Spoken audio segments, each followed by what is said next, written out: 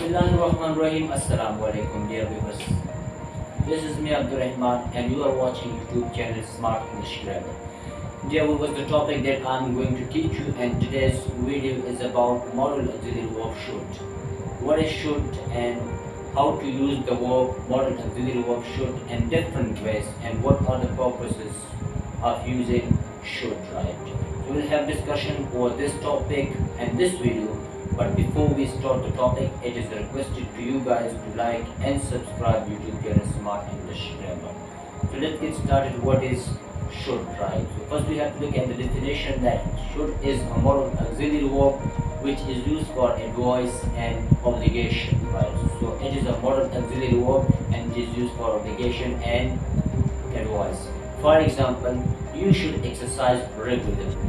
Means that suppose if someone is a fat boy, right, and he wants to be a smart boy, so he needs to exercise. So in this case I can or I would advise him that you should exercise regularly, right, to keep yourself smart, right? So it's a kind of advice to a fat person, right?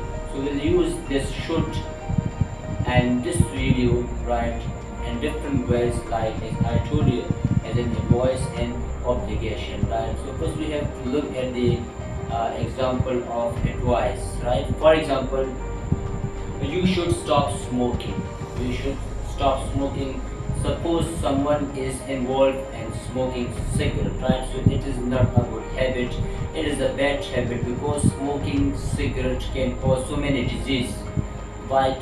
So in this case it becomes a responsibility to avoid a person who is involved in this bad activity or in this bad habit. So it becomes a responsibility to avoid him from smoking, right?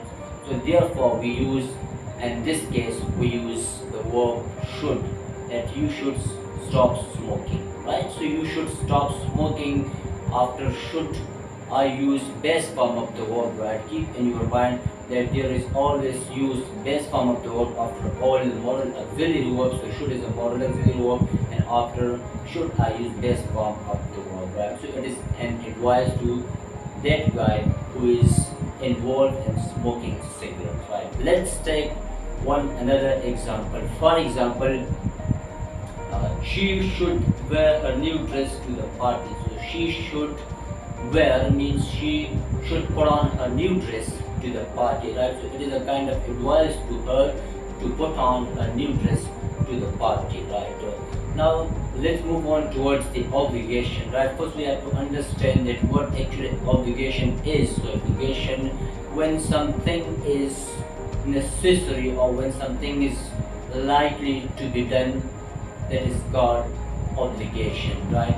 For example, a student should be punctual at their homework. So students should be punctual at their homework mean that this is the foremost responsibility of students to be punctual at their study, because it is the responsibility of students to maintain their study at home, right? So it is a kind of obligation, right? Because it is necessary for the students to do their homework, right?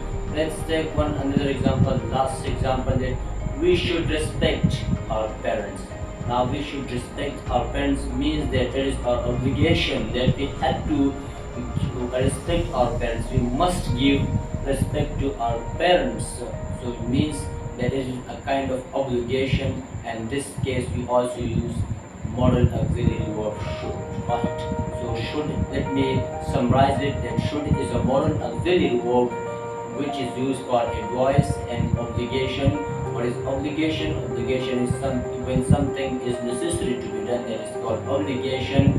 And next thing that is very crucial for everybody or for every student to keep in his mind or in her mind, that after all the modal auxiliary verb we use base form of the verb, right? We cannot use second form of the verb, past participle or present participle or second form of the verb after modal auxiliary verb, right? So I hope you have got some ideas from today's lecture, and still you have any question in your mind, you can ask question in the comment box. I will answer it there. Thank you very much for watching.